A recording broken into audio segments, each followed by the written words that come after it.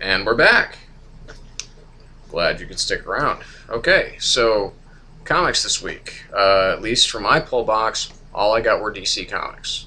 So sometimes that's a good thing. Sometimes I prefer a little bit of some mixing up. I'm not really going for the .1 Marvel stuff. Quite frankly, I think it's a little bit of I think it's too much of a marketing gimmick. And it's just not really my thing. The only really significant release that I thought that was coming out this week from Marvel was Iron Man 500.1. But after reading 500, I don't really issue 500. I don't know if I want to go back down that route, quite frankly. If you can see my review from last week's rundown of comics of Iron Man 500. But anyway, so what we've got this week, we're going to start off with Brightest Day. Brightest Day number 19. And you can see up here, they're drawing the line at $2.99. DC Comics says. So I mean, as far as their big, as far as like their major releases are concerned, I think, or at least not quite the creator-controlled ones or creator-owned. There's been a lot of talk about that lately too on the Twitter sphere.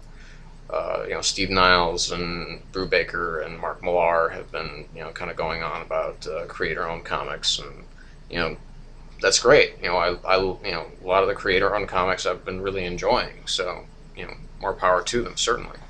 And to get to maintain the rights and control over those characters, like Frank Miller probably should have done with Elektra.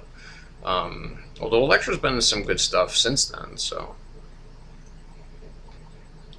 but anyway, going back to Brightest Day. So last week, in the last issue, we saw basically the slow disintegration of Hawkman and Hawkgirl after they broke the curse that had been hovering over their heads for millennia, and the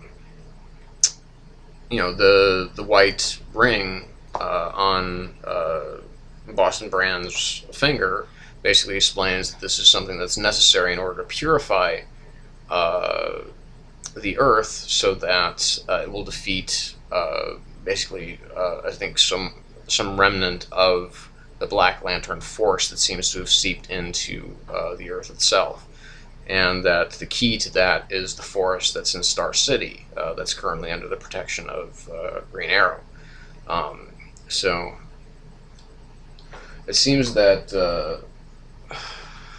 the big reveal, at least to me, this week seemed to be that their intent is that all of the characters that they brought back for Brightest Day, at least all of the heroes anyway, are going to end up again being dead in order to again fight this black force that's still rising.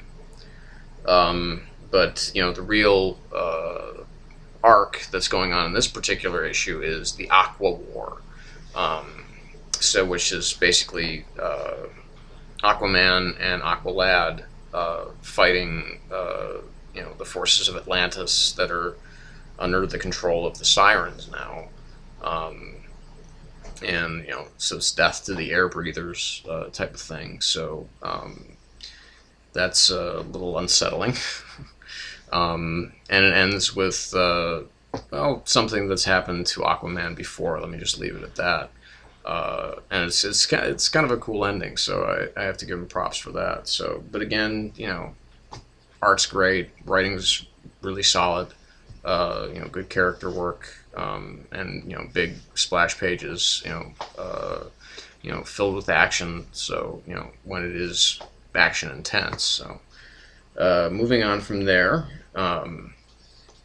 we're going to go to Batman Beyond the regular series #2, in which Batman is, Terry McGinnis is fighting the Justice League. This is an awesome issue. This is a great series. I'm really glad that they've made it a full series now, because it's essentially Batman taking on the entire Justice League, and Bruce Wayne walking Terry through the steps on how to best defeat the Justice League, just being one man. Because that's something that Batman could have done. He could have defeated the entirety of the Justice League. Again, if you go back to JLA circa like 2000 and the Tower of Babel storyline, which I think I've talked about in these vlogs before, he kind of did, at least had the countermeasures in place to defeat every single member of the Justice League if it came to it. But this is more of a, the story is very compelling. The characterization is really good. And it certainly doesn't lack for action. I mean, the sequence in which he fights, where he's fighting the Justice League, is really awesome, and it's really fun. So glad to see that it's coming to some fruition here. Again, some really nice art. Obviously, Dustin Nguyen doing cover art. He's just, he does some beautiful stuff. So, can't fault him for anything there. Now going on to the next one, which is Secret Six #30. Again, certainly my favorite DC team book. And this this has some wonderful stuff in it. I'm not really sure exactly what's going on, who they might be, who the Secret Six might be hired by now.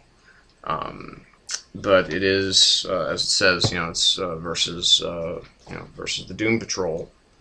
Now I know next to nothing about the Doom Patrol. I know certain aspects of certain characters, but there is, kind of fun battle royale between members of the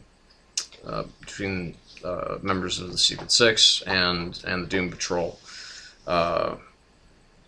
Bane apparently is trying to get a date, or at least Scandal Savage is trying to get a date for Bane, and that is the source of vast hilarity in this issue, because Gail Simone is always great at bringing out some fun in this book, and there's nothing I can think of that would be more awkward than to try and get someone like Bane a date.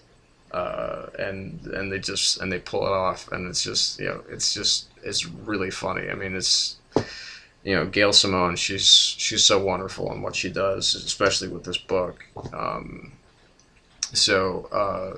going to leave us there for right now. I'm going to come back, and we're going to finish up with my book of the week. Stay tuned, and we'll be right back.